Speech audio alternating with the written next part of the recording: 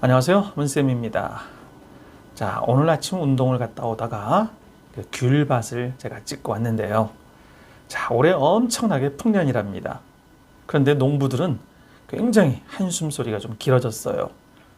풍년이다 보니까 공급이 많아지니까 귤값은 떨어졌다 이거죠. 자, 우리 오늘 할 효성화학도 똑같은 이치에 적용이 되는 것 같아요. 많이 빠졌잖아요. 자, 근데 가장 큰 이유가 PP, 폴리프로필렌 있죠? 그게 너무 많이 과잉 공급이 되다 보니까 효성화학의 주가가 굉장히 안 좋습니다. 자, 효성화학이 많이 빠진 이유는요, 일단 크게 네 가지 이유가 있는데요. 자, 먼저 이유를 보기 전에요. 일단 우리 차트 하나를 제가 보여드릴게요. 자, 지금 이 차트는 컨센서스라고 하죠. 보통 컨센이라고 하는데요. 자, 컨센서스가 뭐냐면은 컨센서스, 영어로는 합의라는 표현인데요. 공동체가 합의를 한 거예요. 자, 그런데 뭘 합의를 했냐면 이번 효성화학은 요 정도는 받을 거야 라고 한마디로 뭡니까? 분석한 실적이 여기서부터 요 정도는 될 거야 라는 예상 범위를 의미하는 겁니다. 자, 그런데 지금 이 차트를 보시면 증권사 분석한 거와 지금 실제 3분기 나온 실적이 굉장히 괴리율이 많잖아요. 매출은 그나저나 마이너스 3%인데요. 영업이익이 마이너스 48%, 당기 수익이 마이너스 62%인 거예요. 자, 이런 거 보면 증권사의 보고서도 100% 믿을 만한 게 못 된 것 같아요. 그렇죠? 이런 거를 예상을 할 수는 없는 거잖아요. 자, 그런데 이거 아셔야 돼요. 자, 이 컨센서스가 너무 높다 보면은요, 주가에는 긍정적이지가 않습니다. 왜냐면요, 자, 이번 목표가가 이만큼이 될 거야 라고 했는데 갑작스럽게 어떤 예상치 못한 일이 변수가 생겼을 때 그 실적을 못 맞추면은요, 주가는 갑작스럽게 빠지게 돼 있어요. 자, 그래서 컨센서스가 높다는 게 결코 좋은 건 아닙니다. 자, 반면 컨센서스가 굉장히 낮아요. 이번에 얼마 못 할 거야. 그런데 실적을 발표했더니 엄청나게 어닝 서프라이즈가 되죠. 그때부터 또 주가는 또 날아가기 시작하는 겁니다. 그래서 증권사 리포트가 목표 주가를 낮췄다 해서 너무 실망하지 마시라는 거예요. 낮으면 당연히 다음번에 서프라이즈가 나오면요, 주가는 반등을 할 가능성이 굉장히 커지는 거예요. 자, 떨어진 네 가지 이유가 있는데요. 자, 첫 번째는요,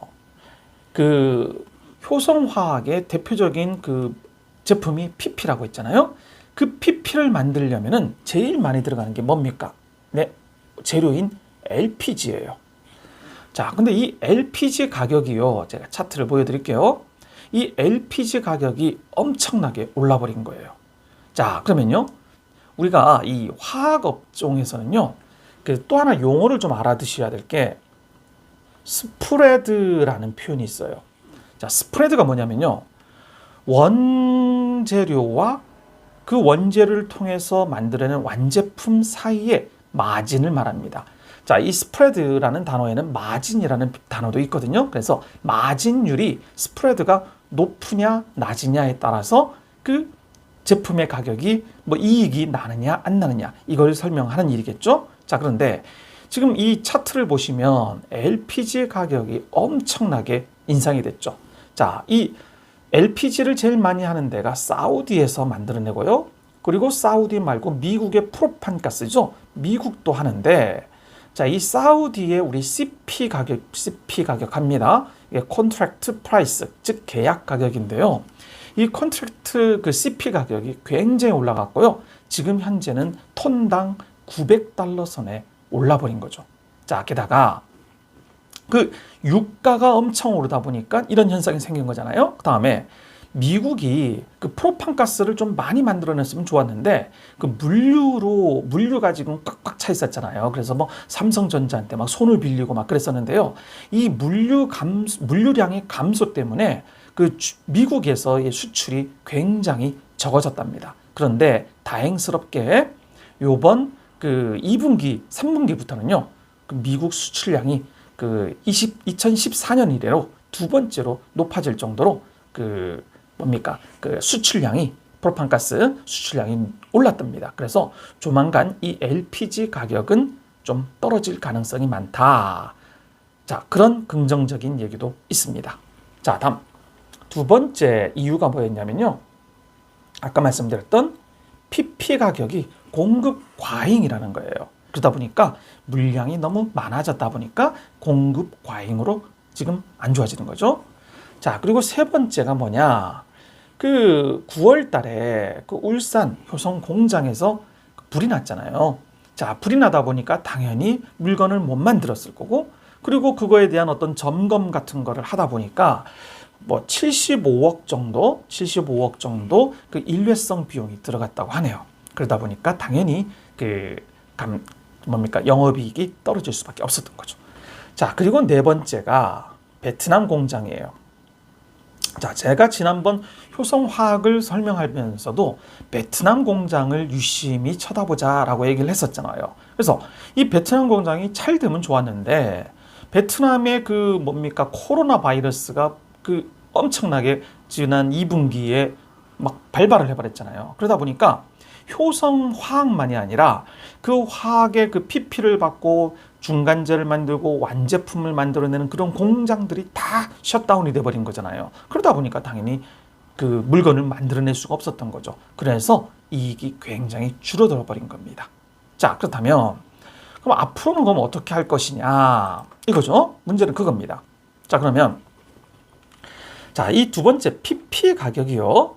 긍정적인 모습으로 보는 이유는 지금 현재로는 내년 2분기까지는 안 좋아질 건 뻔하답니다. 자, 당연히 주가도 2분기까지는 크게 갈 수는 없을 것 같아요. 그런데 다행히 그 효성의 PP의 70% 정도가 그 파이프를 만드는데 들어간답니다. 그런데 그 파이프를 만드는 재료에는 PP 말고요. 그 PVC도 있는데 이 PVC가 굉장히 그 수급이 타이트하답니다. 그러다 보니까 당연히 효성에서 만드는 이 PP의 그 프리미엄은 올라갈 수밖에 없다. 이런 얘기를 하고 있고요. 자, 다음 NF3. 요거 아시죠? 브라질소. 자, 요게 그 내년 3분기까지 생산 능력이 6.8톤까지도 확대가 된답니다. 근데 이거는 효성화학이 원해서 한 게 아니고요. 고객사들이 요구를 했던 거예요. 당연히 반도체, 디스플레이 이런 거에 그 세정용으로 쓰는 거잖아요. 근데 이걸 고객사들이 조금 내년에 더 많이 쓸 것 같으니까 좀 증설 좀 해주세요 라고 해서 효성화학에서 지금 만들어낸 거예요. 자, 그러면서 그 영업이익 요 NF3에 대한 그 영업이익에 대한 그 마진율이 있잖아요. 그게 거의 시가총액에 육박하답니다. 지금 이 효성화학의 시가총액이 8천억밖에 안 되잖아요. 근데 거기에 거의 한 7천억 정도까지가 그 영업 가치가 들어간답니다. 그만큼 이 NF3에 대한 그 이익률이 내년에는 굉장히 올라갈 수 있을 것이다 라고 지금 키움증권에서는 얘기를 하고 있습니다. 자, 결론적으로 뭐냐면 그 지금까지 효성화학이 안 된 그 이유 네 가지가 어떻게 보면 단기적인 어떤 그 시장 기대를 너무 떨어지다 보니까 이익이 많이 감소가 됐기 때문에 지금 주가가 이 모양이 꼬이고요. 내년 2분기까지는 좀 분할 매수로 쌀 때 조금씩 매집을 하다 보면 내년 후반기에는 굉장히 좋은 어떤 성과를 낼 수 있을 것 같다. 좀 이런 얘기를 하고 있습니다. 자, 그러면서 마지막으로 좀 차트 하나를 또 올려드릴게요. 이 차트는 지금 뭡니까? 21년, 22년, 23년도에 매출과 영업이익을 지금 예상을 한 거예요.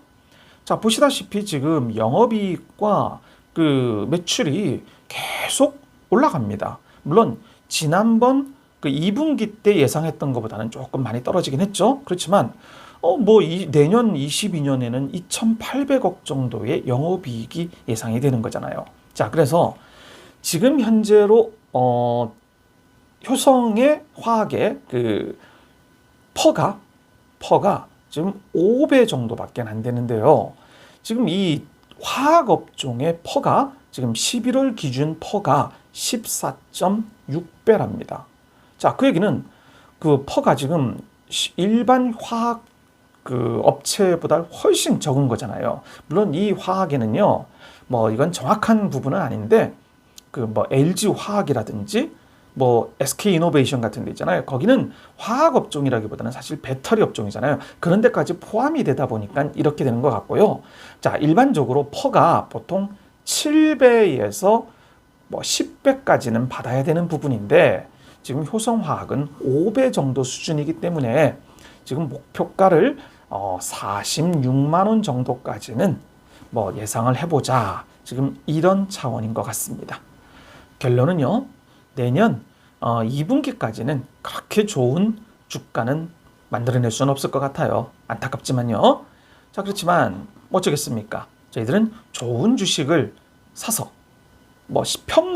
평생까지는 아니더라도 제가 원하는 가격까지는 기다릴 수 있어야 되겠죠. 제가 앞에서 계속 강의를 해왔잖아요. 목표가를 미리 사전에 잡아두고, 그리고 그 가격이 올 때까지는 계속 좋은 주식이라면 조금씩 분할 매수를 해 나가는 겁니다. 아셨죠?